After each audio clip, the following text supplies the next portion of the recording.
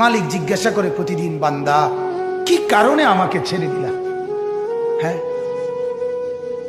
রাত 12টা বাজে তুমি ঘুমায় গেলা, মা ঘুমায় গেল, বাপ ঘুমায় গেল, বিবিও ঘুমায় গেছে, পাড়া পড়শি ঘুমায় গেছে। আল্লাহ বলেন আমি তো ঘুমাই নাই বান্দা, আমিও তো ঘুমাই নাই। সারাদিনে আমিও তো জগৎটা পরিচালনা করছি, তবুও তো আমার কোনো ক্লান্তি নাই, আমি তো ঘুমাই নাই। কেন ঘুমাই নাই জানো বান্দা? রাতের 2টা বাজে যদি তোমার পেশাব করতে হয়, রাতের 3টা বাজে যদি তোমার দরজা খুলতে হয়, তখন যদি তোমাকে উঠতে হয়, আর আমি যদি ঘুমায় যাই বান্দা, তোমারে চোখ মেলে দিবে কি?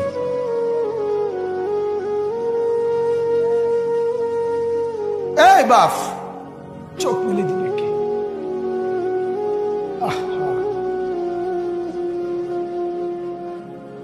আল্লাহ আমাদেরকে মাফ করে। কোরআনুল কারীমের মধ্যে আল্লাহ তাআলা বলছে ওয়াহুয়াল্লাযী ইয়াতাওয়াফফাকুম বিল-লাইল।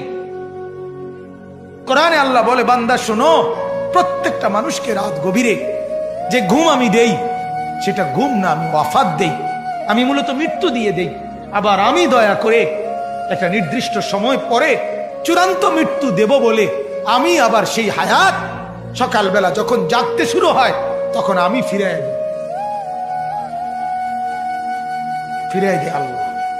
এমনও মানুষ আছে পৃথিবীতে, রাত্রিবেলা ঘুমাইছিল ভালো মানুষ, সকালবেলা আর জাগে নাই। আমার একজন দূরসম্পর্কীয় চাচা আছে, প্রফেসর ছিলেন, ভালো মানুষ ছিলেন, রাত্রিবেলা জলজ্জান্ত মানুষ ঘুমাইছে, সকালবেলা আর দরজা খুলে দেখছে ওই মানুষটা জীবিত ছিল না, মারা গেছে। হতে পারে না? হতে পারে কিনা বলেন না?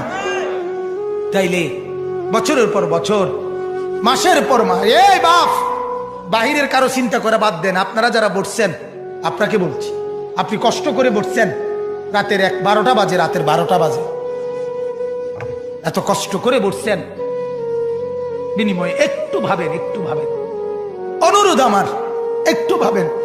আজ মাঝে মাঝে মন চায় আল্লাহর বান্দা মুসলমানদেরকে বুকে জড়ায় ধরে কাঁদি যে বাপ কেন এত ভুল করছেন, আল্লাহকে কেন এত নারাজ করছেন? যার বিবি বেপর্দা, আপনি আল্লাহকে কত পরিমাণ নারাজ করাচ্ছেন। যার স্ত্রী, যার মেয়ে বেপর্দা, আপনি আল্লাহকে কি পরিমাণ নারাজ করছেন বলেন? এক কুকুর মরলে, লাশ ফেলে রাখলে যেই দুর্গন্ধ ছড়ায়, সেই দুর্গন্ধে অল্প কিছু মানুষের কষ্ট হয় কিছুক্ষণ, কিন্তু এক নারী বেপর্দা হাঁটলে যে যুবকগুলোর চরিত্র নষ্ট হয়, সেই নারী এক মরা লাশওয়ালা কুত্তার চাইতেও বেশি দুর্গন্ধ